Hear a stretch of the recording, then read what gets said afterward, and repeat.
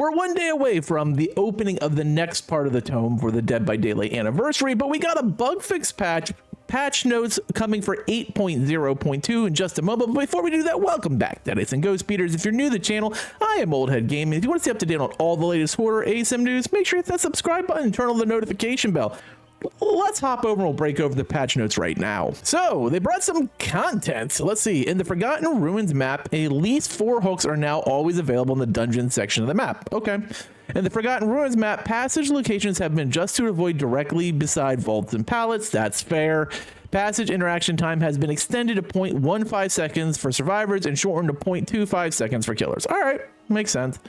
For the Lich, increase mage hand pallet lifting time from 0.35 to a full half second. Absolutely necessary. Increase the volume of flight of the damn skeleton spawn to give better awareness to survivors.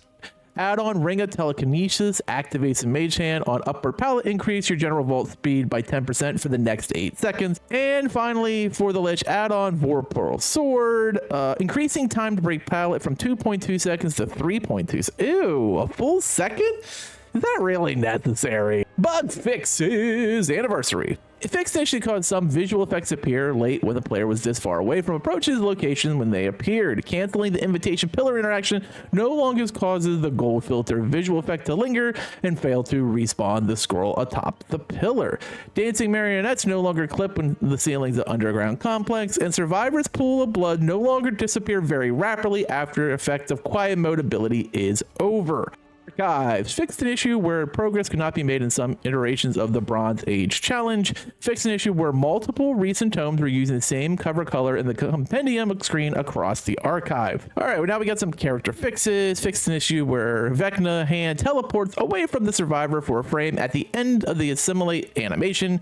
Fixed an issue where he can be seen during the patches during the selection animation. Fixed an issue where it caused a few killers motion trail VX to not play correctly. There's a lot of Vecna stuff.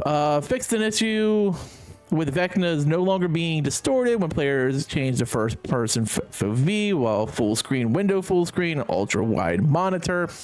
I'm sure that's a huge problem. The hand of Vecna's locker smoke VX no longer appears before the locker doors open when survivors fast exit a destination after teleporting. Survivors no longer obtain items from the Lich's chest in dying state. If it is no longer possible for survivor to teleport into a locked room on the Temple of Purgation with hand of Vecna, simulated hand of Vecna no longer jitters and becomes desynced when the survivor's arm when moving, and the animation of the Lich's chest can no longer be skipped if the survivor presses the interaction button while the animation is playing. A lot of fixes with Vecna. Environment and maps. Fixed an issue in the Garden of Joyless. I said that on purpose. Where a survivor could climb on the rock at the edge of the map. Fixed an issue of Temple of Purgation, where content of the map could block the collision of killers only. Fixed an issue in Leary's, where the killer could not pick up a survivor that had crawled against a blocker. Fixed an issue in the Forgotten Ruins, where a placeholder tile would appear in the environment. Fixed an issue in the Borgo, where blocker would prevent the killer from passing. Fixed an issue in Leary's again, where a survivor on a hook would prevent a killer from navigating. Fixed an issue in Toba's, where the survivors could no longer run on railing or stairs. Survivors entering passage at the same time no longer get stuck. Enter a passage is no longer canceled when Victor pounces on a survivor entering a passage. Survivors no longer get stuck in the killer's collision when a killer waits for a survivor at a passage's exit. And the camera no longer gets stuck on a spectator's POV when the in-mass survivor uses the passage while the spectator was being moried. Wow, that had to be a tremendously specific instance. How would you even know if that was bugged? Whatever. Perks. Illusion spawned by mirror illusion now correctly despawn when the killer walks through it. The mirrored illusion no longer changes when the illusion is already active. And Dark Arrogance perk bonus vault effect no longer incorrectly applies to other killer abilities. And finally, miscellaneous. Medkits no longer fully deplete when self-healing to 100% with no add-ons. Fixed an issue that caused the entity window blocking effects to not be blocked at a window that was just unblocked for 3 consecutive rush vaults, and survivors no longer get stuck in the hook state when the killer is interrupted. And that is it. Back to your normal, wonderful anniversary event.